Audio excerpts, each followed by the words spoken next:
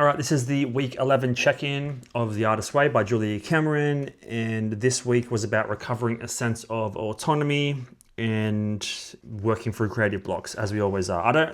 The front page is always annoying for me to read because it really doesn't allude to what you're going to dive into for the chapter. That's just a personal gripe, I suppose. The start of the chapter goes straight into the topic of acceptance, obviously through the lens of an artist. And as always, I'll just go through some things that are underlined and any notes or points that are made in the margins to help clarify or solidify certain things that stuck out to me. So one of the first things she talks about is cash flow. So she writes, an artist's cash flow is typically erratic. We're all probably aware of the broke artist trope that has been around for decades.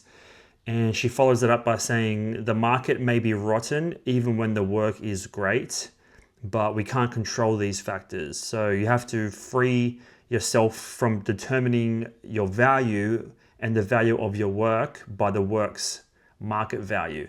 So it's kind of just, to me, that says the market's not always going to value your work. And I guess the modern version of this, or at least in the types of things that I like to do, which is social media content, market values generally algorithm value or the value that the audience is getting, or essentially views and likes and comments and things, as opposed to a physical market value, like an art gallery or like in the music industry or something. The market value is kind of different in the social media age, I suppose, if that's the kind of the place where you want to showcase your art, that is. So it's kind of about accepting that the market value is not always going to align with how much value that you think it is, and just acknowledging that and being comfortable with that allows you to kind of remove the like any limitations or doubts that you may have, because it might just be a bad time in the market and your work might not be received as well as it could be in a more flourishing time perhaps. So it's kind of just about acceptance, really. She follows on by that part by saying, I must learn that as an artist my credibility lies with me, with God, or in some cases the universe, the muse or whatever, and with my work. So with myself, with some greater entity, and with the actual work. So in other words, if I have a poem to write, I need to write that poem whether it will sell or not. So it's about doing the work with no expectations other than it will be ideally transformative for yourself when you're making something, but not having expectations of selling something like an artwork, or in my case of like social media, of something going viral or like blowing up. Again, just wrapping it in that lens of acceptance. I need to create what wants to be created. I cannot plan a career to unfold in a sensible direction dictated by cash flow and marketing strategies, aka algorithms. Those things are fine, but too much attention to them can stifle the child within. So to me, it's about separating the work from the marketplace and the strategy and the productivity. Those are all the things that I thrive in. I like making systems and plans and productivity. And that has been one of the sticking points for me as someone that wants to create and knows I have creative abilities within myself, that like I really have to learn how to separate the two and not have them linked, like not have the worth of the actual work linked to the actual market. So that's something I've known for a while, I suppose, but again, she's reiterating it here in case someone is unaware of that. So after this point, she writes, as an artist, I write whether I think it's good or not. I shoot movies other people may hate. I sketch bad sketches to say I was in the room, I was happy. And my self-respect comes from doing the work. And this is something I think is very valuable for anyone. It's about putting reps in. It's knowing that 9 times out of 10, it's the things you create aren't meant to have an impact or go crazy or blow up or get you famous or anything. It's about the work. Like the self-respect comes from doing the work. You're just proving to yourself that you're showing up and doing it. That's almost, for me, at this stage in my life and career, that's more of a reward than other people validating it. Like the validation is awesome and it feels great, but it's so short-lived. It's a quick dopamine fix and then it's immediately gone and you're wondering, what do I have to do next to follow that up? But if you're just doing things consistently and putting in the work, knowing it's going to get done, whether it's good or bad or indifferent, It's really the self-worth and the internal validation that's coming from the consistency, essentially. So I just wrote on the side here, showing up is about proving to yourself you're the type of person to show up. So yeah, that's the main thing I'm taking away from it. It's, you can't expect to have good hits or good pieces of artwork or music or literature or whatever it is every single time. You got to work through the bad stuff. And that reminds me of a podcast that I heard with Seth Godin a while ago, actually. And he was kind of talking about writer's block, and there's basically no real thing as writer's block. It's just fear of doing bad writing. So if you can overcome the fear of doing the bad writing, then you can't really have any writer's block, because the blockage is of the actual quality, if that makes sense. So if you can show up and do shitty writing every day, and therefore there's no such thing as writer's block. It's really like where the self-criticism and the quality is being edited and like worked on and censored or whatever in real time. That's kind of what I'm getting from this here, is there's going to be a bunch of bad stuff. And again, that's about the acceptance. And that's what art is. It's going to be shit a lot of the time. And then sometimes it's just going to connect with you, and then hopefully connect with others. Following on from that part about acceptance, I'll just whiz through here. She says, as an artist, I do not need to be rich, but I do need to be richly supported. I kill myself when I fail to nurture my artist child because I'm acting like somebody else's idea of an adult. So moving on from acceptance, she goes into a part about success and obviously creativity and its linkage to success. So she writes, as artists, we are spiritual sharks. The ruthless truth is that if we don't keep moving, we sink to the bottom and die. The choice is very simple. We can insist on resting on our laurels, or we can begin anew. And this part is what I liked the most. The stringent requirement of a sustained creative life is the humility to start again, to begin anew. And then I followed up from that saying, and also to be comfortable looking foolish. And this reminds me of another video that I watched with Ethan Hawke about kind of the same thing, about creativity and doing things that you want to do. And then essentially you have to be comfortable to look foolish in the process, because it's never going to look great the first time. It's never going to be like connecting with others and stuff like that. So Julia's point here is resting on your laurels if you're a creative is going to be the death of you. So you have to be accepting and comfortable knowing that you have to have the humility to start as a beginner, to start from fresh, to start anew. And to do that means you have to look foolish, even if you think you might be more experienced or more of an expert in certain fields. You have to kind of humble yourself and put yourself in the beginner's seat, the child's seat of just trying to play and figure things out. So that's something I resonated with a lot. After that, she says, an artist cannot replicate a prior success indefinitely. Those who attempt to work too long with formula, even their own formula, eventually leach themselves of their creative truths. And it's funny, all these notes are bringing me back memories of different creatives that have said things that I've connected with in the past that I've made notes of. So her point here about your prior success may not apply to future endeavors and future creative acts.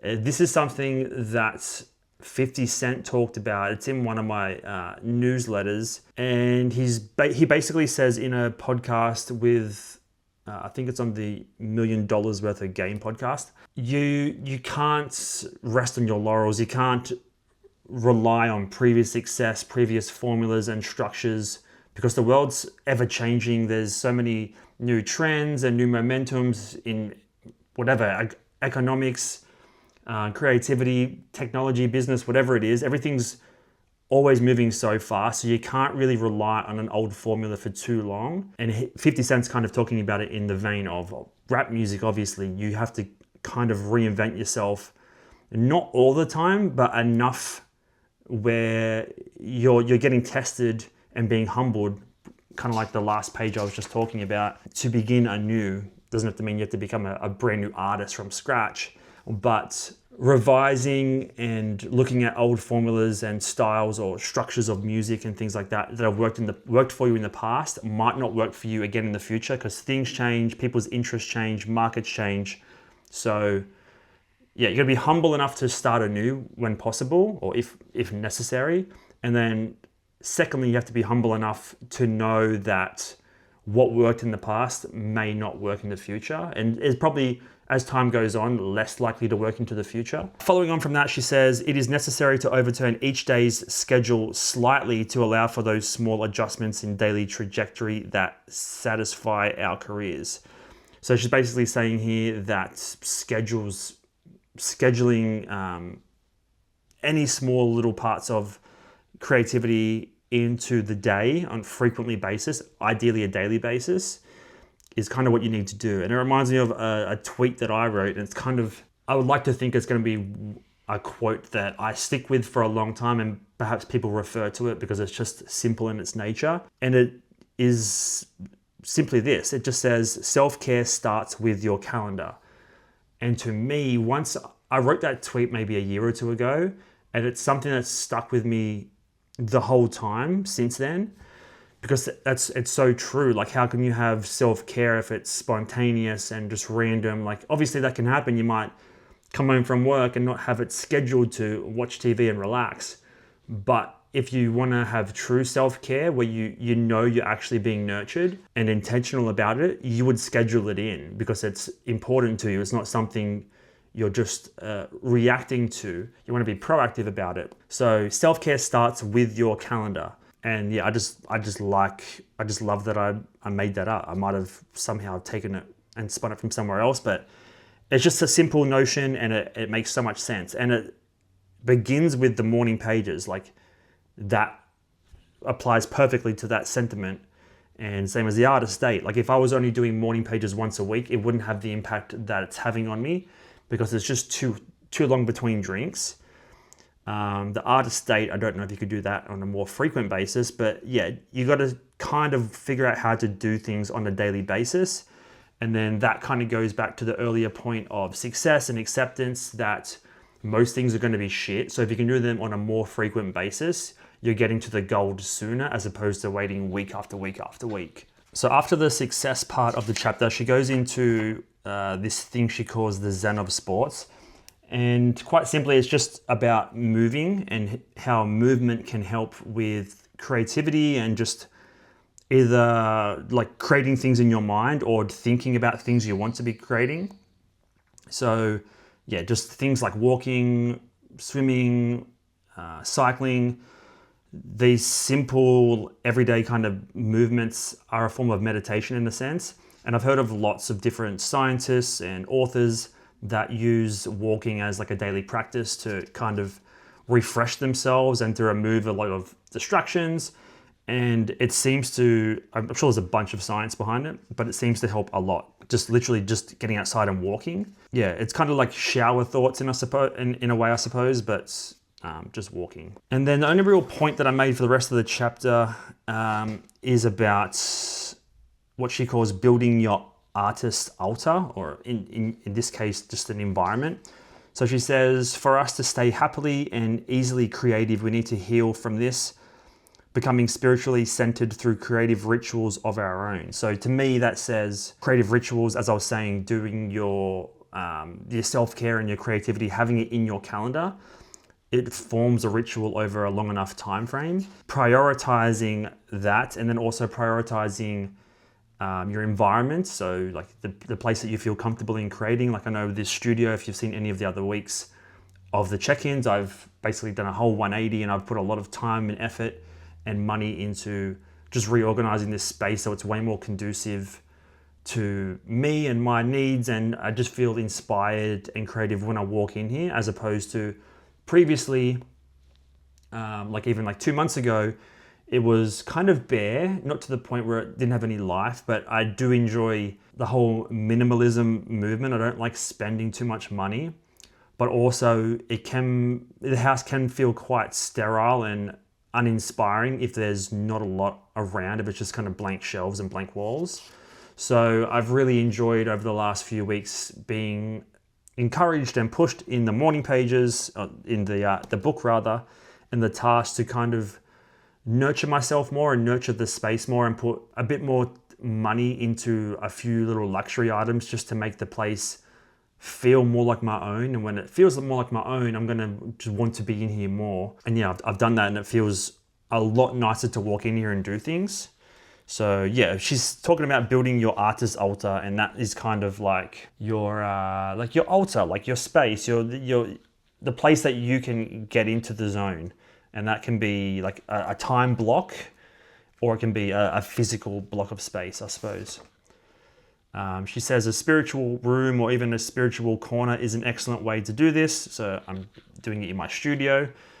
And fill it with things that make you happy. Remember that your artist is fed by images and should be a sensory experience. So that's exactly what I've done. It just wasn't enough visual stimulation in here, and just trying to like add little pieces of artworks and plants and things like that have helped a lot. So moving on to the morning pages, I felt like it was a very flat and bland week. I don't really know what I wrote about, to be honest. There's a few days I skipped over. I feel like I'm just going over the same thing again and again.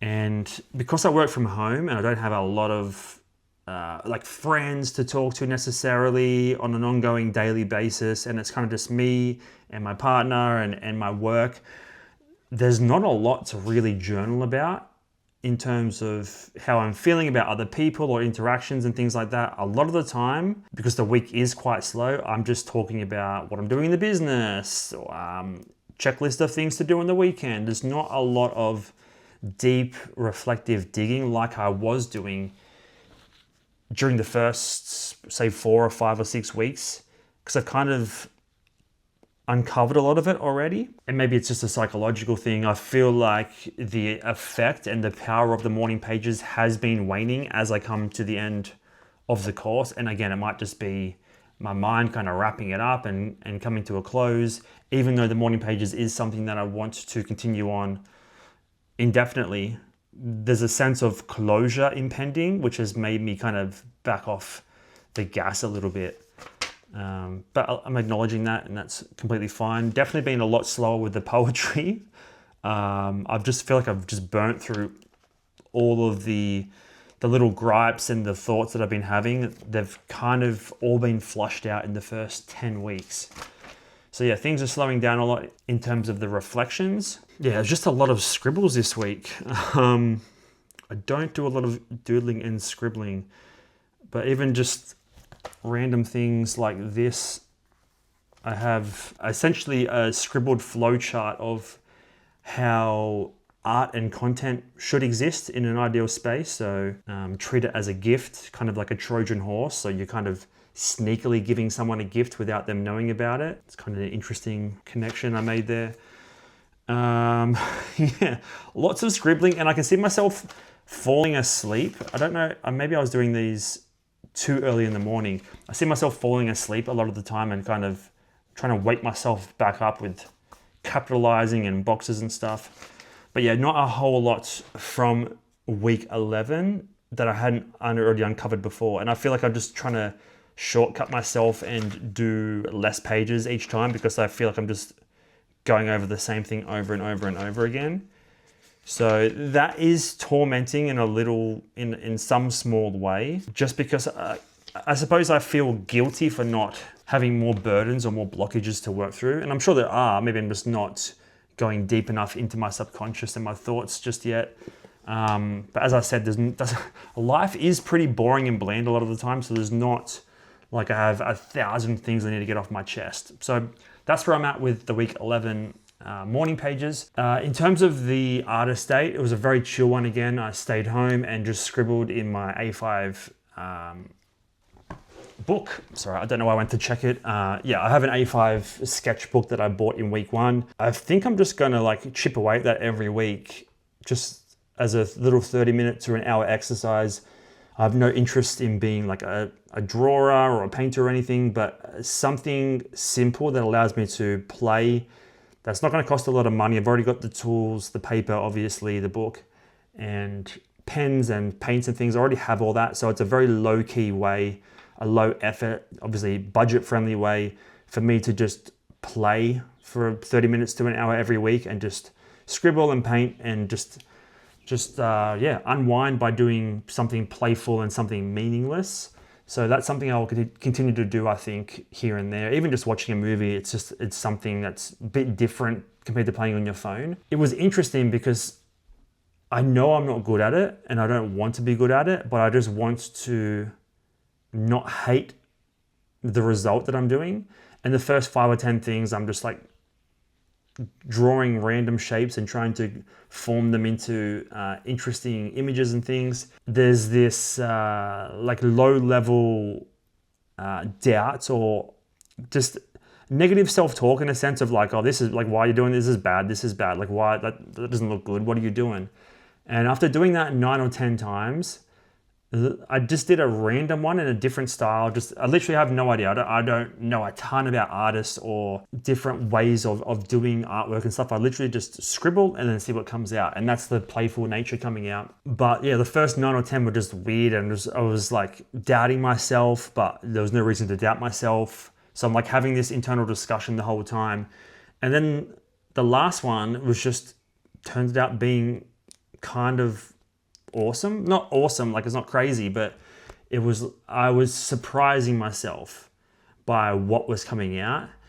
And I think that's what's important. And I was listening to a podcast today. I think it was David Perel. He has a YouTube channel and a podcast about writing, and he interviews writers and things like that.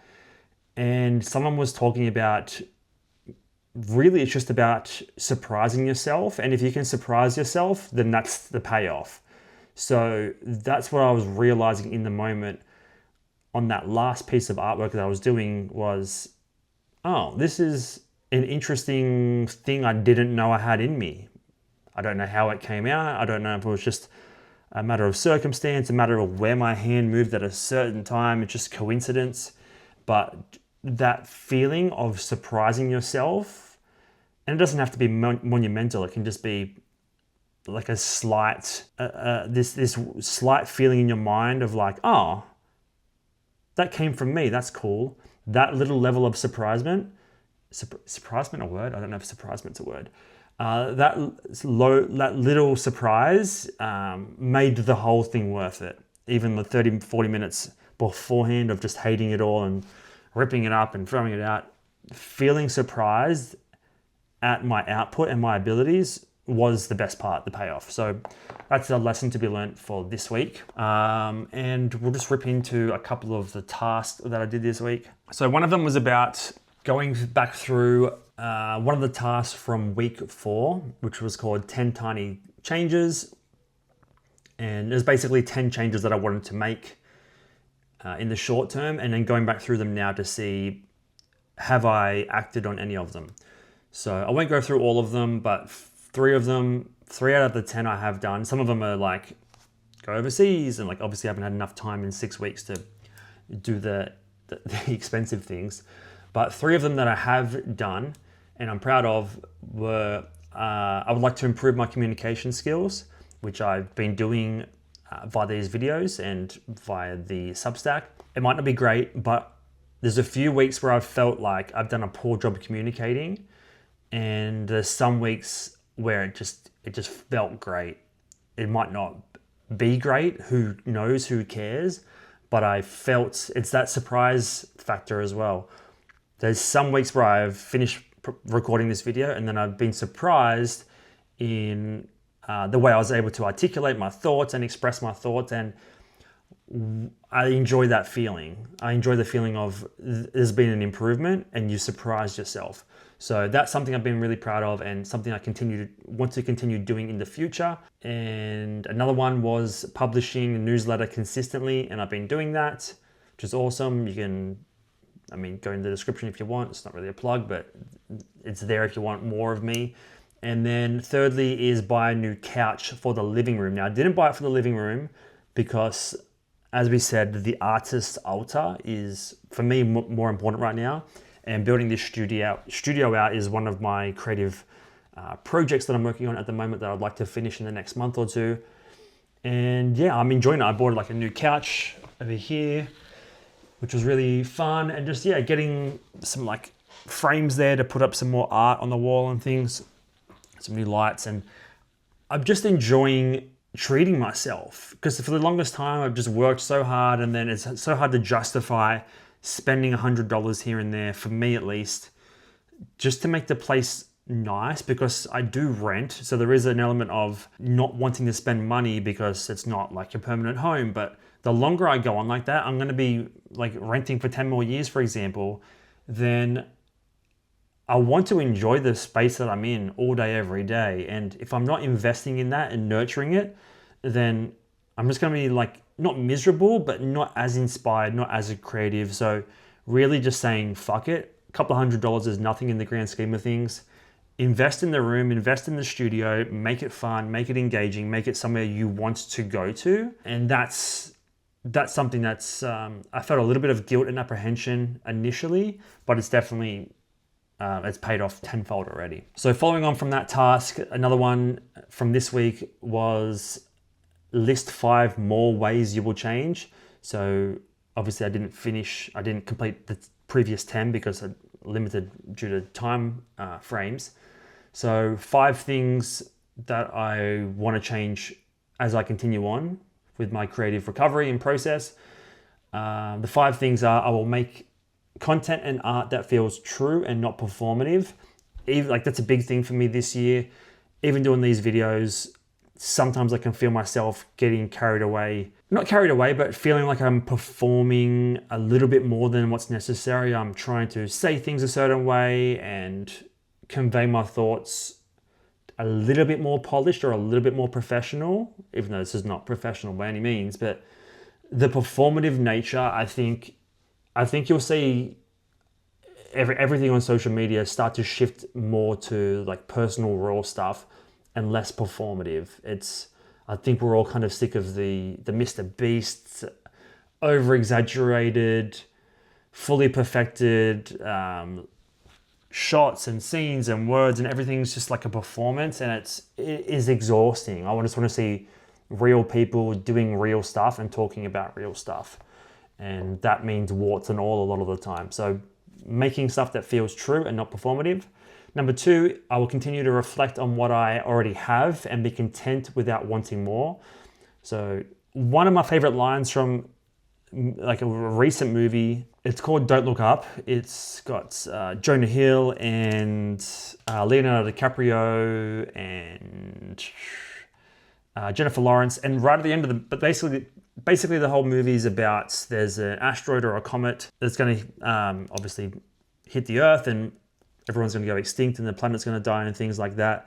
And one of the last scenes is one of the main families of the movie at a table with literally minutes away from, dying. The family's going to die. They're at a dinner table having a meal, and Leonardo DiCaprio's character, the dad, like looks to his wife and just says, "We really did have it all, didn't we?" And that's just a simple line, but it is so true. Like when you stop and think about what you have, you've probably got 90% of it already. Even there was another task this week that I was gonna do, but I skipped over. It was basically make a list of things that you want. Just like I wrote down things like I want a car, another car, I want whatever, like any item that you want, more shoes, luxury handbag, whatever it is. And I stopped after like the 3rd point and was like, I'm not going to do this task because I don't really have a deep desire for it. I don't want another car. Like another car would be good for practicality, but I'm not going to die if I don't have one. I don't need a boat. I don't need fancy shoes. I don't need wallets and chains and jewelry. I just need a couple of nice things, like little things that I'm adding to the place is all I need. I don't need much. So I've known that for a while, but that movie, that line, every time I see it, I was like, we don't need anything. So one of the points here that I'm making is reflecting frequently on what I have and being content with that. Because when I think about it, if I won $1 million, I don't know what I'd buy other than a property and a holiday. I don't really need any material objects, maybe a new camera every 5 years or something. Yeah, I'm very content with what I have, which is I think is a rare thing in this day and age. Especially consumerism, it's fun. It's fun to spend money. The marketing is amazing these days. Everything is cool. Everything's about status though, and I'm not really worried about status anymore. I'm worried about just being truthful to what I want and what I need and what I want to make. So that's a long-winded way of getting through 2 points. The third point is I would like to share my ideas without second guessing myself. Fourth is I would like to invest more time into my home environment. I've already touched on that a bunch of times.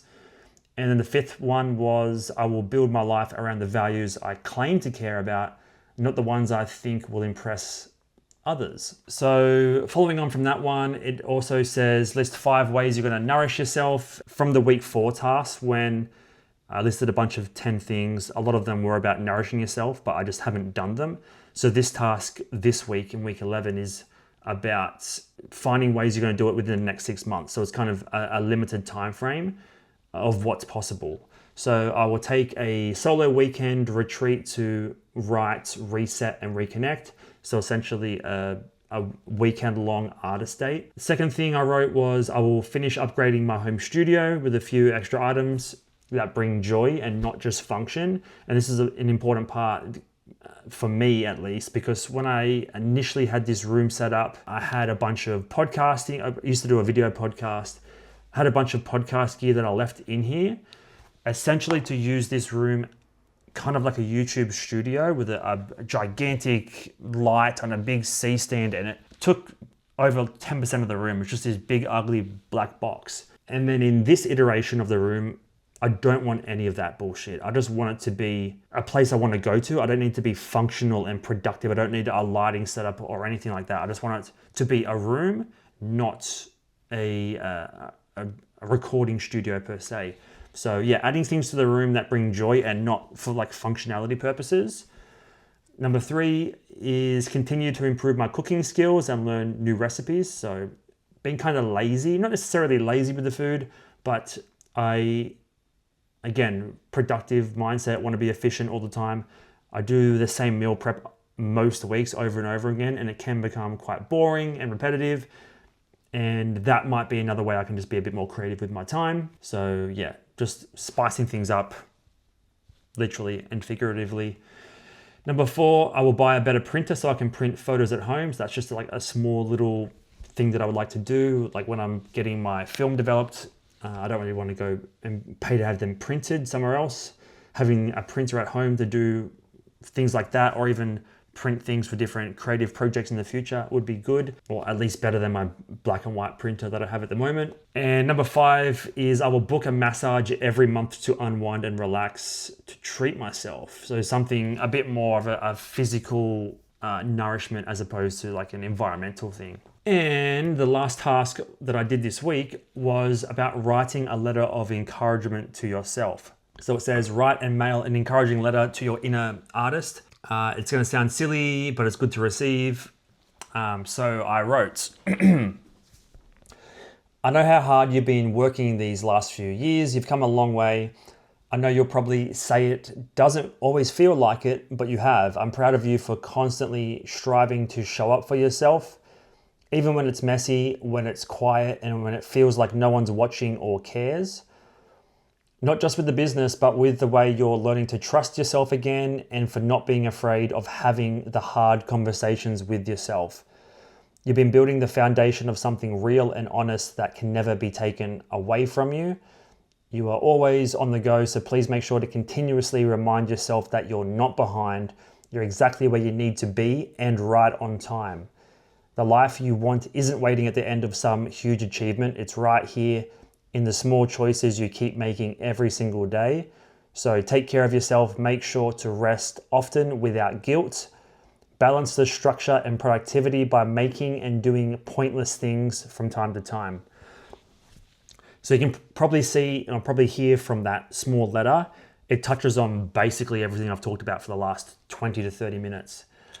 And I enjoy doing these letters. I did one way earlier in the course from I think it was from my 80-year-old self to me. I don't know how to describe how it makes you feel, because it gets you to think realistically about where you are in life and how good you have it. when you're like viewing yourself from a distant version from yourself or an older version of yourself to now, and just kind of giving yourself a pep talk. You probably see a bunch of YouTube videos all the time that are titled like what I would tell my 20-year-old self or things like that. This is exactly what it's doing.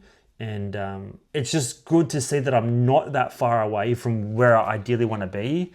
I'm literally 2 or 3 steps away from there. It's just really comes down to believing what I'm doing, having fun with it, just having fun. That's really what it comes down to. The structure and the productivity for life and business and everything in general is amazing, but there's a limitation on how much I should be putting that, or anyone should be putting that as like a priority for where they spend their time and their weeks and things like that. And I think play for me is something that is really slowly rising the ranks of like a top 3 or 4 priority through the week.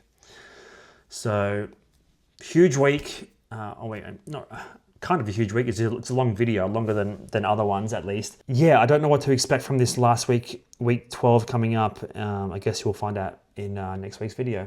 All right, see you guys.